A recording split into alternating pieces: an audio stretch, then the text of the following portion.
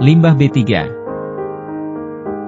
B3 adalah bahan berbahaya dan beracun yang selanjutnya disingkat dengan B3 adalah zat, energi, atau komponen lain yang karena sifat, konsentrasi, atau jumlahnya, baik secara langsung maupun tidak langsung dapat mencemarkan atau merusak lingkungan hidup, atau membahayakan lingkungan hidup manusia, kesehatan, kelangsungan hidup manusia serta makhluk hidup lain. Jenis bahan beracun dan berbahaya. 1. Bahan kimia beracun. Racun organik, misalnya, insektisida, herbisida, dan fungisida yang digunakan dalam pertanian. Racun anorganik, seperti merkuri, arsenik, dan timbal. 2. Bahan kimia korosif. Asam dan basa kuat, seperti asam sulfat dan natrium hidroksida. 3. Bahan kimia reaktif, bahan oksidatif, seperti hidrogen peroksida, yang dapat meningkatkan risiko kebakaran dan ledakan. Bahan yang bereaksi dengan air, misalnya, natrium yang dapat bereaksi dengan air untuk menghasilkan gas hidrogen yang mudah terbakar. 4. Bahan kimia berbahaya untuk lingkungan. Polutan udara, termasuk SO2, dioksida belerang, NOx, oksida nitrogen, dan gas rumah kaca. Polutan air, seperti logam berat, pestisida, dan bahan kimia industri. 5. Bahan kimia berbahaya di tempat kerja. Zat kimia industri, seperti pelarut organik, logam berat, dan bahan pengolah makanan yang dapat membahayakan pekerja di lingkungan industri. 6. Bahan nuklir dan radiasi. Isotop radioaktif, seperti uranium, plutonium, dan cesium yang dapat digunakan dalam reaktor nuklir atau dalam industri medis.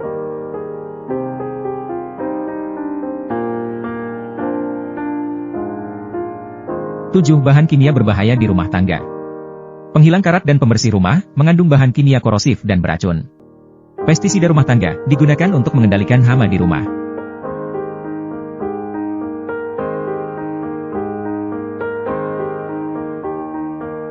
8. Bahan kimia farmasi dan kesehatan. Obat-obatan beracun, dalam dosis yang tidak tepat atau pada kondisi tertentu, beberapa obat dapat menjadi beracun. Bahan kimia radiologis medis, digunakan dalam diagnosis dan pengobatan medis, seperti kontras dan radiofarmaka. 9. Bahan kimia berbahaya di transportasi.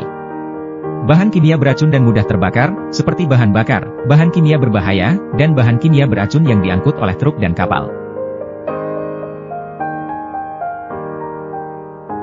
Klasifikasi B3 menurut PP nomor 74 tahun 2001.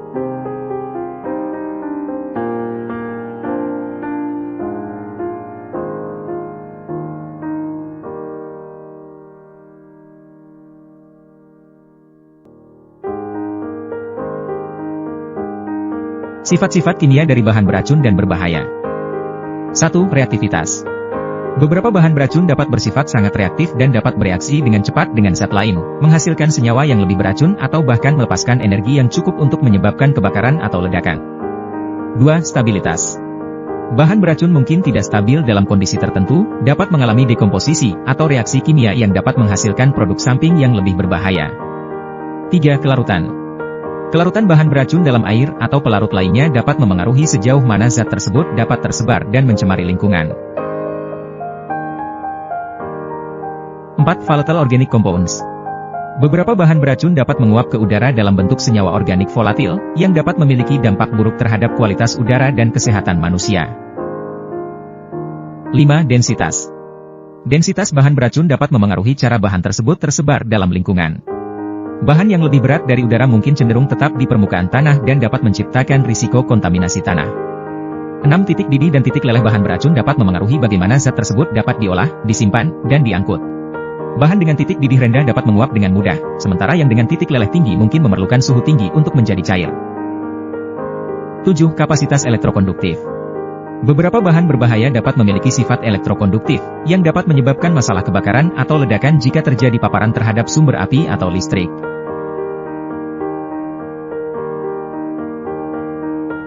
8. Reaktivitas dengan air atau kelembaban. Beberapa zat dapat bereaksi dengan air atau kelembaban udara untuk menghasilkan senyawa berbahaya. 9. Polaritas dan polaritas larutan. Sifat polar atau non-polar dari molekul dapat mempengaruhi sejauh mana zat tersebut dapat larut dalam pelarut tertentu, serta bagaimana zat tersebut berinteraksi dengan sistem biologis. 10. Keasaman atau kebasaan. Sifat keasaman atau kebasaan bahan beracun dapat memainkan peran penting dalam cara zat tersebut berinteraksi dengan lingkungan dan sistem biologis.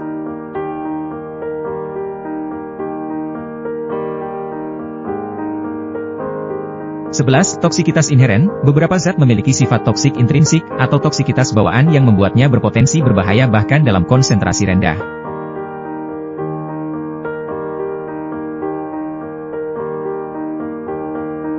Konsep dosis dan respon adalah bagian integral dari pemahaman toksikologi B3. Dosis merujuk pada jumlah bahan berbahaya yang masuk ke dalam tubuh, sedangkan respon merujuk pada efek yang dihasilkan oleh dosis tersebut. Hubungan antara dosis dan respon dapat dijelaskan dengan prinsip-prinsip berikut. 1. Konsep dosis. Dosis, jumlah bahan berbahaya yang masuk ke dalam tubuh dalam satu waktu atau periode tertentu. Dosis dapat diukur dalam berbagai unit tergantung pada zat dan cara paparan, seperti miligram per kilogram berat badan, mg kilogram, atau bagian per juta, ppm, untuk udara.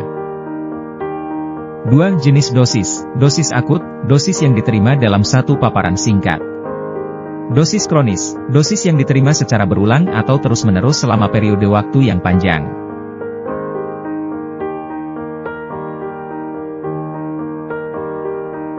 Tiga. Respons terhadap dosis. Respon biologis, efek atau perubahan biologis yang terjadi dalam tubuh sebagai respons terhadap dosis. Respon ini dapat bersifat akut atau kronis. 4. Hubungan dosis-respon. Dosis-respon linear, hubungan di mana respons berkorelasi secara linear dengan dosis. Dosis-respon tidak linear, hubungan di mana respons tidak berkorelasi secara linear dengan dosis. 5. Tingkat ambang dan dosis ambang. Tingkat ambang, dosis terendah di bawahnya tidak terjadi efek yang teramati. Dosis ambang, dosis terkecil yang menyebabkan efek yang teramati. 6. Faktor-faktor yang mempengaruhi respons terhadap dosis, faktor individu, faktor lingkungan, dan faktor waktu.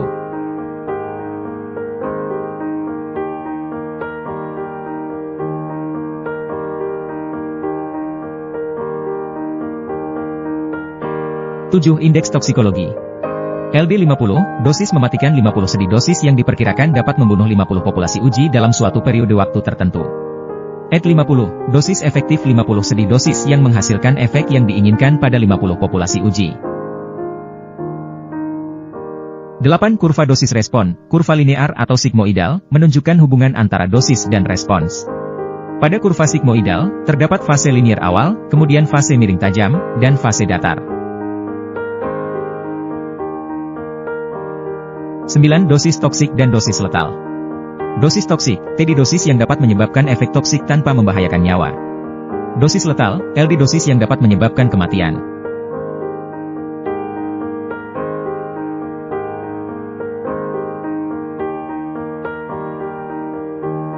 10. Marine keamanan, safety marine. Rasio antara dosis yang dapat menyebabkan efek toksik dan dosis yang diterima oleh populasi atau individu tertentu. Jalur masuk utama B3 pada manusia dapat melalui 4 cara. 1. Inhalasi, pernapasan. 2. Ingesti, melalui mulut. 3. Absorpsi dermal, melalui kulit. 4. Injeksi yang melibatkan penyuntikan ke dalam tubuh.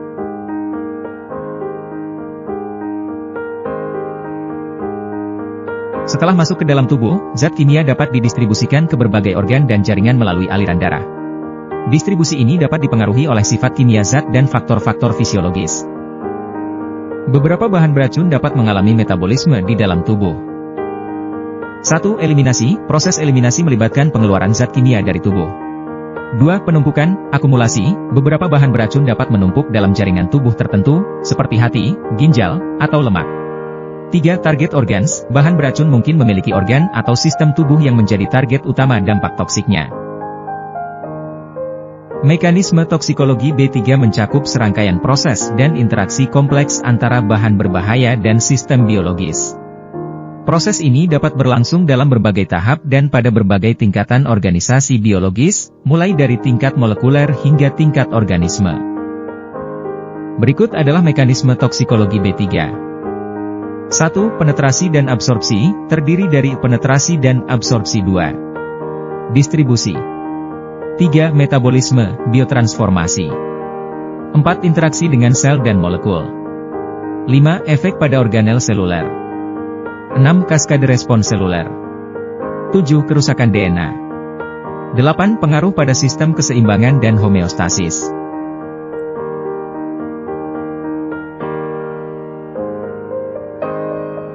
(11) Eliminasi dan ekskresi.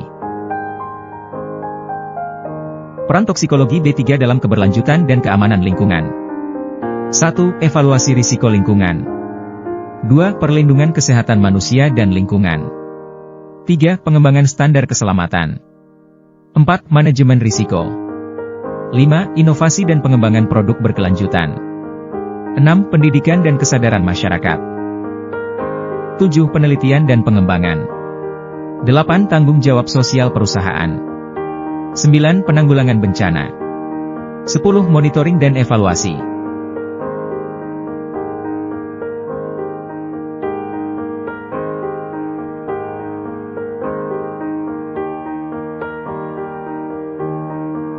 Evaluasi risiko dalam toksikologi B3 melibatkan serangkaian langkah untuk mengidentifikasi, menilai, dan mengelola risiko paparan terhadap bahan berbahaya dan beracun. Langkah-langkah utama dalam evaluasi risiko B3. A. Identifikasi sumber paparan B3, identifikasi bahan berbahaya dan beracun. B3.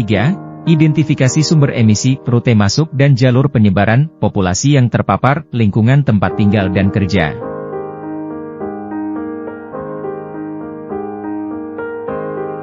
B. Penilaian dosis yang mungkin diterima, yaitu penentuan sumber dosis, studi toksikologi yang relevan, faktor-faktor konsumsi dan pajanan, penentuan dosimetri dan parameter farmakokinetik.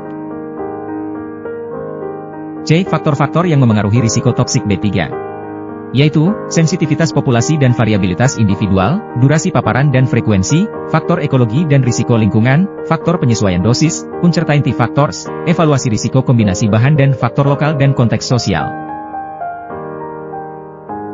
Limbah B3 yang dibuang langsung ke dalam lingkungan dapat menimbulkan bahaya terhadap lingkungan dan kesehatan manusia serta makhluk hidup lainnya. Jenis limbah B3 menurut sumbernya meliputi: A. Limbah B3 dari sumber tidak spesifik. B. Limbah B3 dari sumber spesifik. C. Limbah B3 dari bahan kimia kadaluarsa, tumpahan, bekas kemasan, dan buangan produk yang tidak memenuhi spesifikasi. Limbah B3 dari sumber tidak spesifik adalah limbah B3 yang pada umumnya berasal bukan dari proses utamanya, tetapi berasal dari kegiatan pemeliharaan alat, pencucian, pencegahan korosi, inhibitor korosi, pelarutan kerak, pengemasan, dan lain-lain. Limbah B3 dari sumber spesifik adalah limbah B3 sisa proses suatu industri atau kegiatan yang secara spesifik dapat ditentukan berdasarkan kajian ilmiah.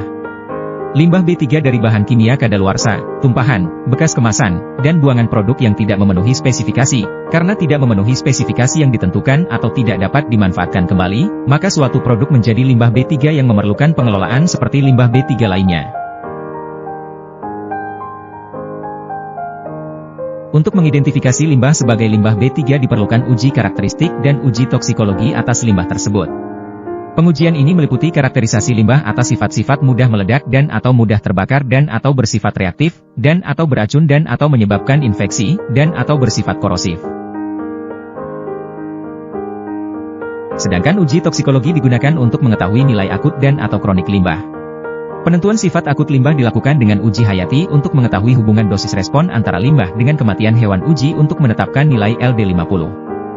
Sedangkan sifat kronis limbah B3 ditentukan hewan dengan cara mengevaluasi sifat zat pencemar yang terdapat dalam limbah dengan menggunakan metodologi tertentu.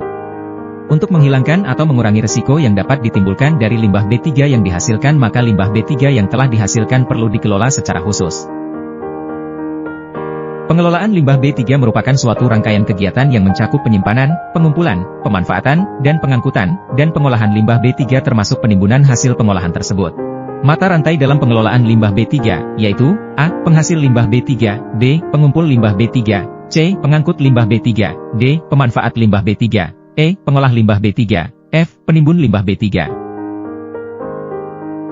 Dalam melakukan pengelolaan limbah B3 perlu diperhatikan hierarki pengelolaan limbah B3 antara lain dengan mengupayakan reduksi pada sumber, pengolahan bahan, substitusi bahan, pengaturan operasi kegiatan, dan digunakannya teknologi bersih. Bila mana masih dihasilkan limbah B3 maka diupayakan pemanfaatan limbah B3.